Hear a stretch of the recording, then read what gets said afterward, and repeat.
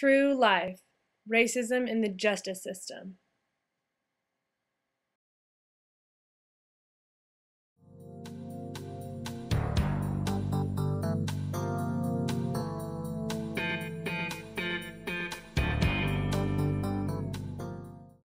Racial bias in the courts has been in the United States historically. Minorities, again, are disproportionately given harsher sentences. There are other factors as well, such as gender and such as socioeconomic status, that are very important in these decisions. It's not easy to look at just black and white crime and look at the disparities without looking at those other characteristics as well. Remember that for the most part, black males are treated the most harshly by the criminal justice system, with the exception of white females who deviate from their traditional gender role.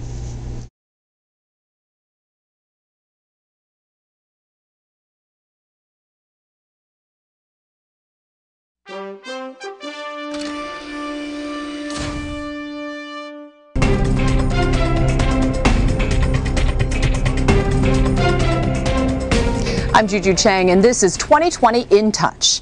Many of you were outraged recently when we told you the story of a Texas man who was sentenced to life in prison for a relatively minor offense. Jim Avala's investigation not only touched his life, but it helped set him free. Dawn broke foggy around Huntsville State Prison, but for Tyrone Brown, who was sent to a Texas jail cell for life 17 years ago, his crime violating probation with a single marijuana joint. This was the sunniest of days.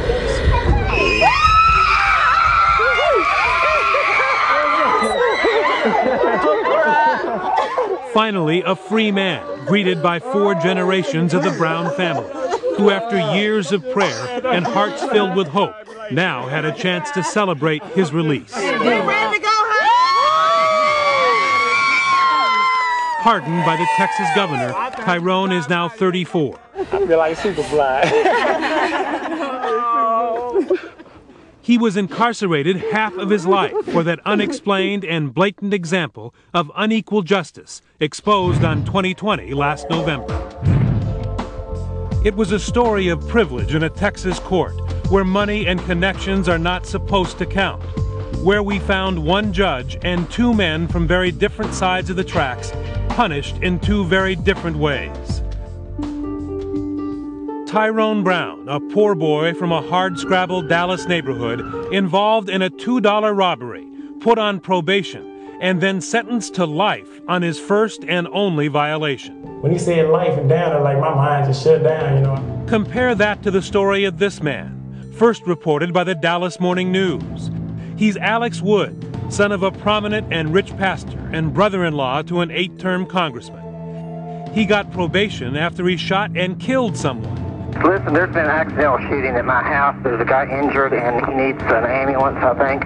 And despite even more run-ins with the law that included repeated cocaine violations, Wood never served a day in prison. I'm Keith Dean. I'm judge of the 265th Felony Criminal Court. Judge Keith Dean would not talk about why he sent one man to prison for life and another home free.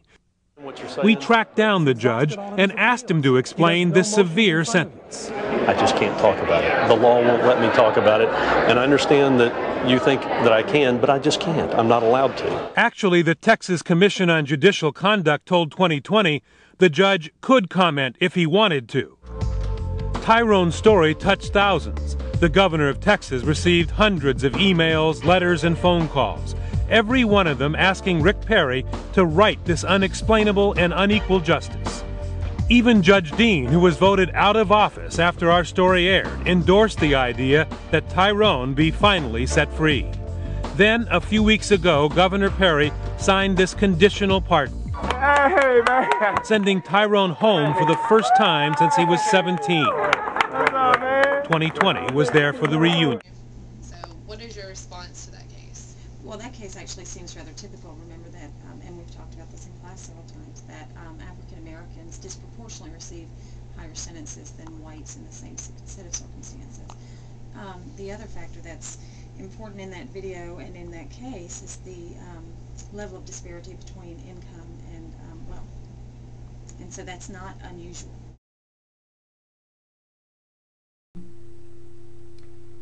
You have the right to remain silent.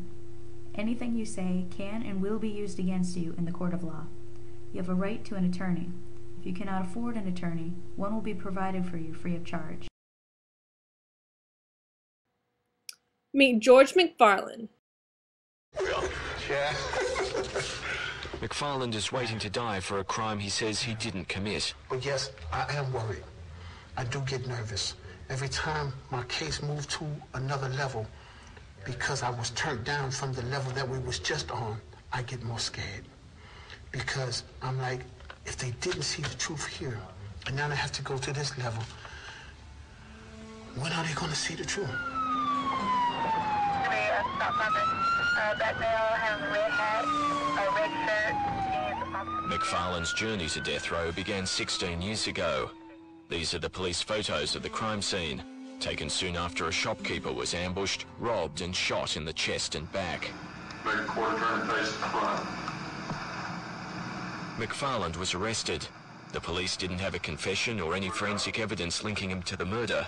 What they did have was a witness who said she didn't get a good look at the killer, but picked McFarland out of this lineup. Look straight ahead. Repeat your words. Grab the bag, grab the bag. Grab the bag, grab the bag. With his life on the line, George McFarland got two attorneys. One had never tried a capital case, and the lead lawyer, John Ben, was 72 years old. Ben spent 4 hours preparing before the trial, and during it, he cross-examined just 3 of the state's 14 witnesses. At key points in a capital case, the defense rested. Literally. John Ben slept. John Ben slept so hard he was snoring. John Ben slept so hard that he would snore and almost fall out the chair. And this is the God's truth. Now, did this happen just once, or was it something that happened repeatedly or continuously? John Ben slept so much that I couldn't even give you an accurate count how many times we tried to wake him up. 2 days after the trial started, the jury found George McFarland guilty. He received a death sentence.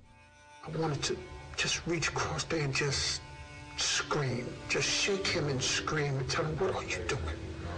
You promised me that the truth would come out. You promised me that I wouldn't go to prison for the rest of my life. You promised me you wasn't gonna let these people kill me for something I didn't do. Then you come in here and you went to sleep and you did nothing. So how did the courts react? Well, the trial judge declared that even though the Constitution says everyone has the right to a lawyer, it doesn't say the lawyer has to be awake. A higher court upheld the verdict, and some of its judges said the sleeping lawyer could have been a tactic to win sympathy from the jury. George McFarland got no sympathy. He sits on death row, wondering what would have happened if he'd been able to afford a proper lawyer. Well, it doesn't really seem like the free attorney thing is the best choice. I'm sure there's some instances where the attorney does their job, but is it really worth the risk? It seems that these attorneys are even messing up and not doing their best when it comes to death penalty cases. Cases where a mistake could cost an individual their life.